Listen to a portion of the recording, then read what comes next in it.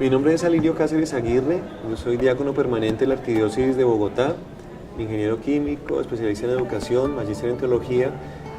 Soy ecoteólogo, estoy dedicado al diálogo entre ecología y teología.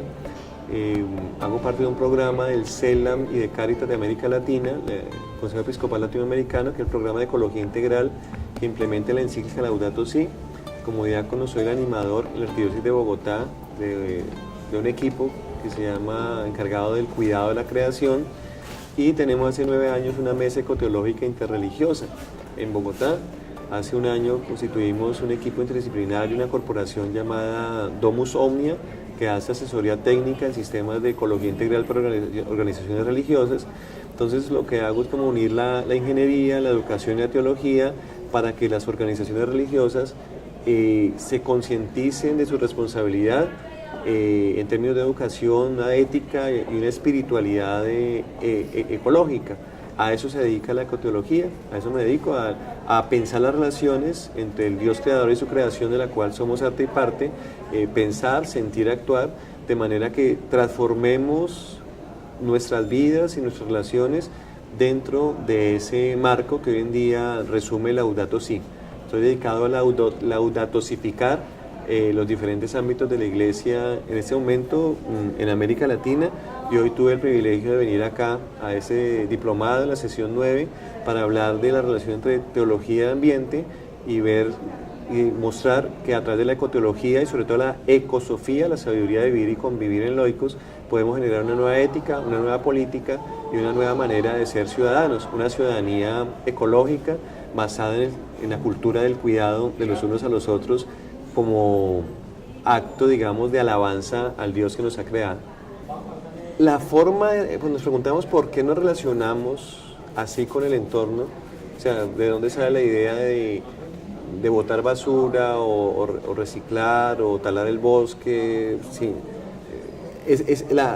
Ese comportamiento tiene que ver con la forma de concebir el mundo, de concebir la propia vida, de concebir la naturaleza. Esos imaginarios tienen una razón histórica. Nosotros somos un continente multicultural. Quienes vivían acá, nuestros ancestros, concebían el mundo dentro de una sacralidad, y la naturaleza es madre, es hermana, es nana, es pachamama, o sea, está viva. Ella regaña, hay que pedirle perdón, es una relación de afectividad.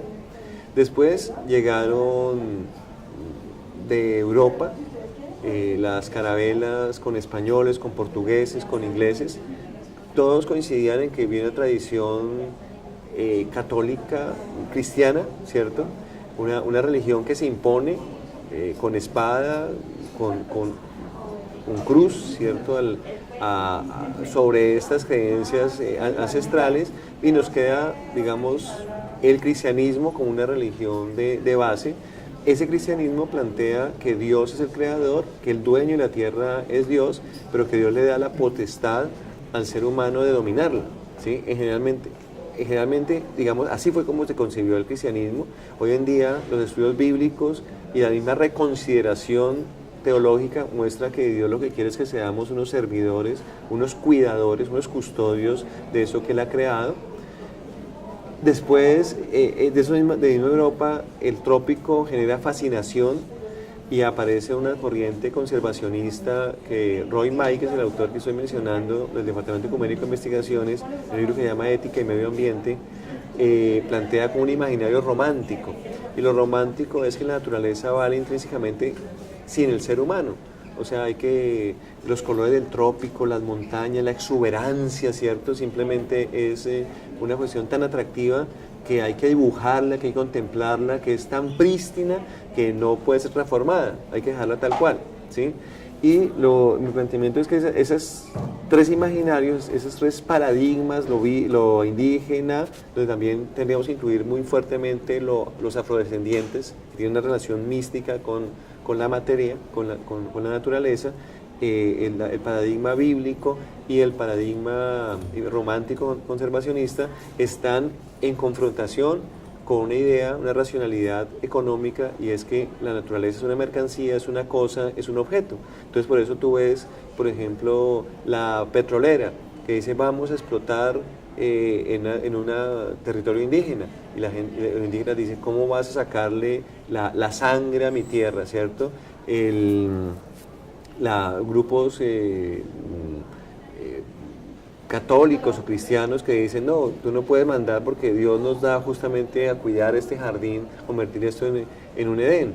O los grupos conservacionistas que dicen no, cuida la ballena, cuida el loro oreja amarillo, cuida el páramo, cuida la selva, pero se olvida que hay también una dimensión donde interactuamos los seres humanos, que necesitamos comer, que necesitamos transportarnos, y que de todas maneras no somos ángeles. O sea, hay que pensar una forma de desarrollo o de buen vivir en la cual hagamos uso de la naturaleza sin abuso y podamos convivir dándole el espacio a cada una de esas criaturas, ¿no? Por eso lo ecológico nos remite necesariamente al desarrollo, y la ecoteología nos lleva directamente a pensar el sentido de ese desarrollo, a pensar ese sentido de la vida y de la muerte. El Papa, hablando de Laudato Si, su crítica, digamos, él dice, bueno, la raíz de este problema es el pecado, pero el pecado se expresa con una ruptura, con una violenta de las relaciones, consigo mismo, con los demás, con el resto de la creación y con Dios mismo. O sea, hay una ruptura, y se concreta en un sistema que idolatra el capital, en la alianza nefasta entre tecnología y economía, la economía que se reúne a una cuestión financiera. Entonces, ese paradigma tecnoeconómico ligado al antropocentrismo, a la prepotencia del ser humano, lo que está generando es una cultura del descarte, una cultura de la muerte prematura. Hemos convertido el mundo en un depósito de porquería, en un basurero, y terminamos tratando a los seres humanos como basura también, o sea, no reconociéndonos. Entonces, si ese es el problema, ¿cuál es la solución, cierto? Si el problema es la fragmentación, la especialización, de no entender el mundo en su complejidad, necesariamente tenemos que hacer como una especie de terapia neural que atienda a la globalidad, y cada una de nuestras parroquias o ecoparroquias o seminarios verdes o centros culturales o pastorales sociales tiene que hacer como una especie de inyección de terapia neural para que se sane el territorio, y nosotros reconociéndonos que somos territorio, que hacemos parte de ello. Y eso implica pasar por un ejercicio de austeridad, de sencillez, de replantear la vida.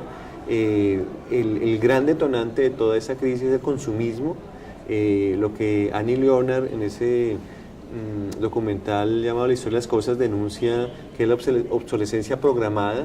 O sea, yo hago una cámara, un celular, una ropa, un zapato para que se acabe rápido y haya mayor consumo, y entonces yo uso el consumidor y bota y genera más desechos, ¿cierto? O la obsolescencia inducida, en donde a través de la moda hace que tú tengas que generar muchos desechos, cambiar de celular cada rato, de televisor, de ropa, de auto, porque simplemente te sientes como excluido del sistema. Entonces, sabiendo que ese es el diagnóstico, ¿cómo corregirlo? Es volver a unas tradiciones mucho más comunitarias, a un estilo de vida mucho más frugal, a un sentido de una vida sin apegos, un poco en la línea budista, donde la felicidad no se encuentra por el acumular más o por el tener más, sino por el ser más. Y ser más implica darle calidad a las relaciones y disfrutar dentro de la escasez lo que se tiene. Entonces, lo económico implica hoy en día lo ecológico, y lo ecológico no se puede entender sin lo económico, y lo ecológico y lo económico no puede entenderse sin pensar lo ecuménico, que es como vivir y compartir siendo diferentes dentro de una casa común.